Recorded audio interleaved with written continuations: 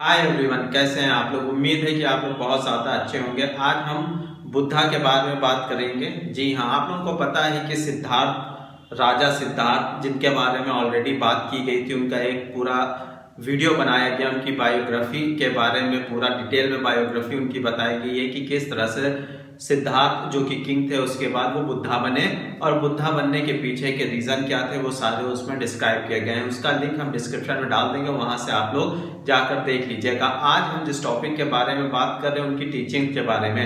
जाहिर सी बात है, जब बुद्धा ने इतना सब कुछ लोगों को दिया है, इतना ज्यादा फेमस है, पूरी दुनिया में फेमस एक धर्म है, तो उसके पीछे क्या टीचिंग्स थी, किस तरह से वो लोगों को इन्फ्लुएंस करते थे, आज हम उसके बारे में बात करेंगे। तो माना यह जाता है कि जो बुद्धा की प्रिंसिपल टीचिंग्स थी वो 4 चीजों पर जुड़ी हुई थी। सबसे पहली चीज वो बताते थे कि अनहैप्पीनेस, दूसरी उनकी चीज थी कि सेल्फिशनेस के साथ अनहैप्पीनेस, तीसरी बात उनके साथ थी कि इंडिविजुअल सेल्फिशनेस एंड डिजायर। ये 3 ऐसी चीजें हैं जिसकी वजह से लोग खुश नहीं रहते हैं। अनहैप्पीनेस उनके साथ जुड़ी रहती, यानी कि वो खुश नहीं रहते। और चौथी चीज जो बताई थी, जो उनकी चौथी टीचिंग्स थी, वो ये बताया गया था, जब एक इंसान अनहैप्पीनेस या सेल्फिशनेस या इंडिविजुअल सेल्फिशनेस को अपने से दूर कर देता है, तब उसके पास जो चीजें सामने आती हैं उसको कहा जाता है 8 फोल्ड पाथ, यानी कि एक ऐसा पाथ जिसमें 8 चीजें जुड़ी हुई हैं। अगर इन 8 चीजों को हम लोग लेके चलते हैं तो हम दुनिया के सबसे ज्यादा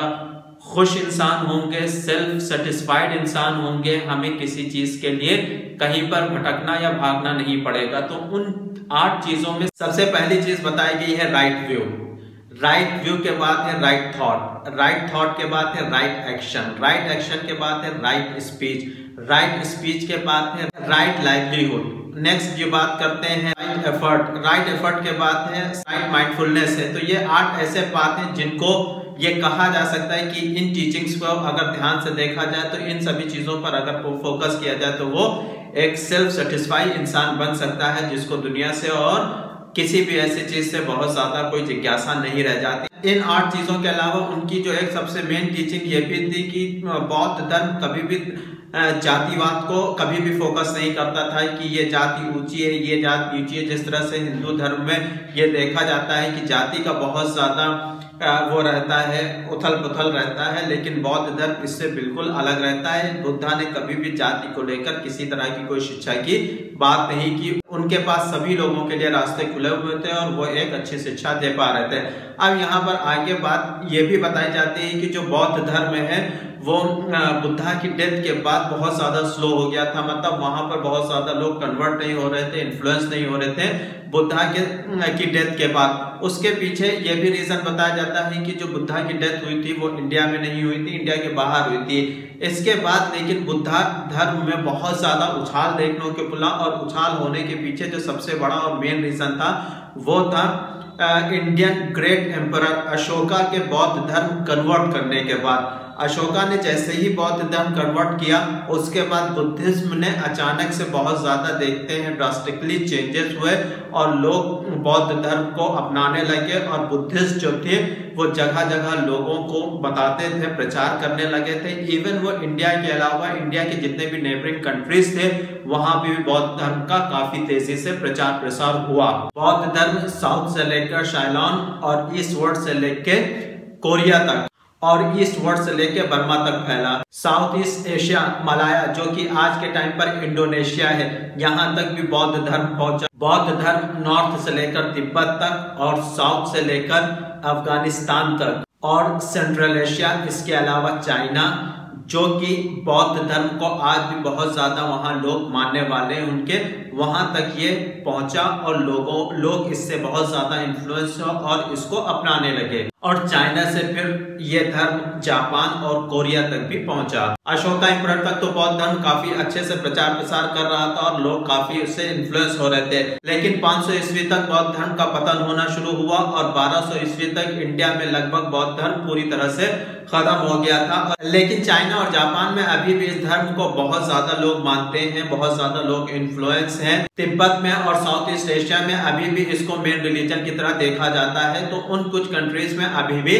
बौद्ध धर्म काफी अच्छे से लोगों को इन्फ्लुएंस कर पा रहा है। बुद्धा की शिक्षा को कई सेंचुरी तक लिखा नहीं गया था। ज्यादातर जितने भी बुद्धिस्ट थे वो जो भी प्रचार प्रसार करना होता था उसको मौखिकी कर लेते थे, क्योंकि इससे पहले वाले वीडियो में हमने आपको बताया है कि वो लोग ज्यादातर चीजों को याद कर लेते थे और उसी याद करने के बाद ही उसका प्रचार और प्रसार किया जाता था। लेकिन आगे चलकर बुद्धा धर्म कई भागों में बंटा, जिसमें मेन दो भाग जाने जाते हैं या दो ब्रांच के नाम से जाना जाता है। पहला है थेरावाड़ा ब्रांच और दूसरा है महायान ब्रांच। इन दो ब्रांचों में बुद्धा बंट गया था। तो पहला वाला जो थेरावाड़ा ब्रांच है, इसमें यह माना जाता है कि यही मेन बेसिक है और इसी ब्रांच की जो शिक्षा है वो बुद्धा की ओरिजिनल शिक्षा से मिलती जुलती है। और जो दूसरा वाला थेरावाड़ा के अलावा जो दूसरा है महायान ब्रांच, इस ब्रांच के लोगों का ये कहा जाता है कि इसकी शिक्षा बहुत ज्यादा सच या बुद्धा से जुड़ी हुई शिक्षा नहीं मानी जाती है। हालांकि ये ब्रांच चाइना और साउथ ईस्ट एशिया में काफी फैली हुई है, लोग काफी इन्फ्लुएंस है इससे। बुद्धा एक बहुत बड़ा रिलीजन है। अगर उसकी आबादी का कुल परसेंटेज देखा जाए तो पूरी दुनिया की जो भी आबादी है उसका करीब 200 मिलियन लोग सिर्फ बुद्धिस्ट हैं या बुद्धा रिलीजन को मानने वाले हैं। वहीं अगर मुस्लिम्स या ईसाई से कंपैरिजन किया जाए या इस्लाम या क्रिश्चियनिटी से कंपैरिजन किया जाए तो इस्लाम धर्म के मानने वाले करीब 500 मिलियन है और ईसाई धर्म या क्रिश्चियन धर्म को मानने वाले 1 बिलियन के करीब है।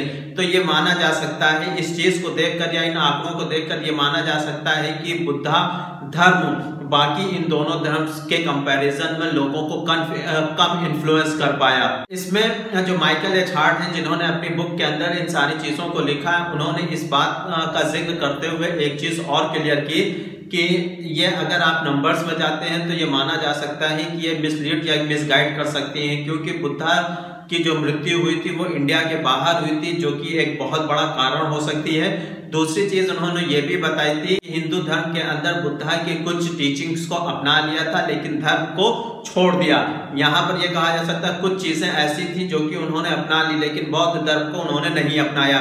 इसी तरह से चाइना में भी जो लोग बुद्धा को नहीं मानते या बौद्ध धर्म को नहीं मानते, उन्होंने भी बुद्धा की कुछ टीचिंग्स को अपनाया था लेकिन बौद्ध धर्म को नहीं अपनाया था। इसके अलावा यह भी कहा जाता है कि जो जापान है, बाकी जो भी कंट्रीज है वो नॉन वायलेंस या कह सकते हैं वायलेंस जीरो है। जीरो होने की वजह से यानी कि वो अपने धर्म का प्रचार प्रसार किसी तरह से बहुत कुछ ऐसा मिलता है बुद्धिस्ट में कि ये कहा जा सकता है कि इस्लाम और क्रिश्चियनिटी से आगे था। नॉन वायलेंस भी एक बहुत बड़ा रीजन बन सकता है बुद्धिस्ट कंट्रीज में, जिसकी वजह से इस तरह की चीजें हुई और बौद्ध धर्म बहुत ज्यादा फैल नहीं पाया।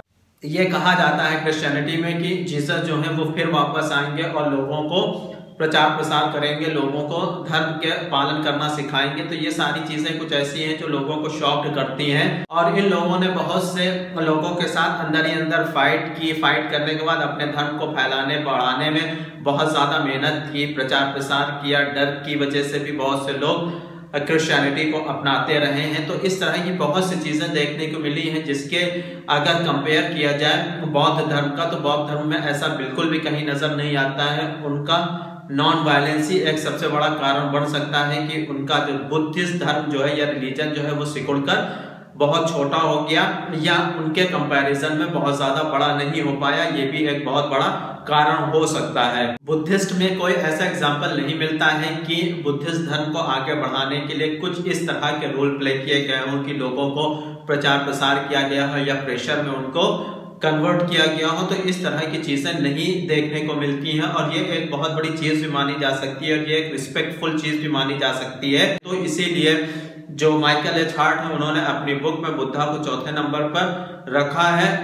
उस चीज की रिस्पेक्ट करते हुए ये कहा जा सकता है कि बुद्धिस्ट क्रिश्चियनिटी से ज्यादा लोगों को इन्फ्लुएंस करने में कामयाब रहा है और ये कामयाबी सिर्फ इसी वजह से हो पाई है क्योंकि बुद्धिस्ट नॉन वायलेंस पर ज्यादा फोकस करते थे। वो अपने प्रचार प्रसार पर ज्यादा ध्यान देते थे, जबरदस्ती किसी को अपनी तरफ कन्वर्ट करने की कोशिश नहीं करते थे या किसी तरह की फाइट नहीं की जाती थी।